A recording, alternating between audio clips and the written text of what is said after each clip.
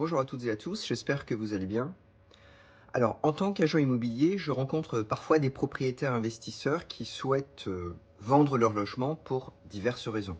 Alors souvent, la raison principale, c'est que le bien ne correspond plus aux normes énergétiques actuelles et que des réparations seraient considérées comme trop coûteuses. Mais il peut aussi y avoir d'autres raisons. Alors sachez que la méconnaissance des règles en la matière, et en particulier lorsque le bien est occupé, peut générer des erreurs extrêmement coûteuses. Donc la réglementation est complexe, donc je vous conseille de bien écouter la suite.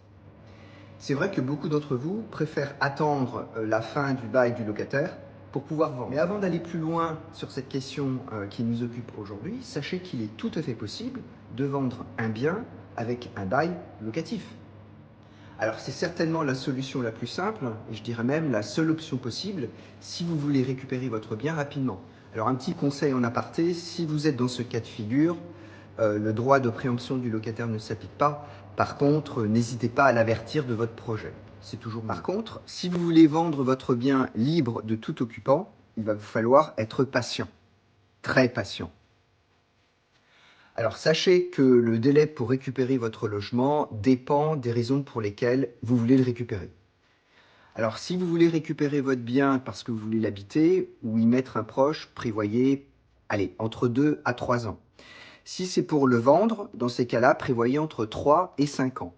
Je vous avais dit qu'il fallait être patient. Alors vous voyez bien que ces délais sont bien plus longs que le délai de préavis de 6 mois. Et vous comprenez donc que si vous êtes pressé de vendre votre logement, cette solution n'est pas adaptée. Et ne pas respecter ces délais pourrait mettre votre projet en stand-by pour plusieurs années. Alors j'ai conscience que la réglementation en la matière est un peu complexe et je n'ai pas voulu m'attarder aujourd'hui sur cette complexité.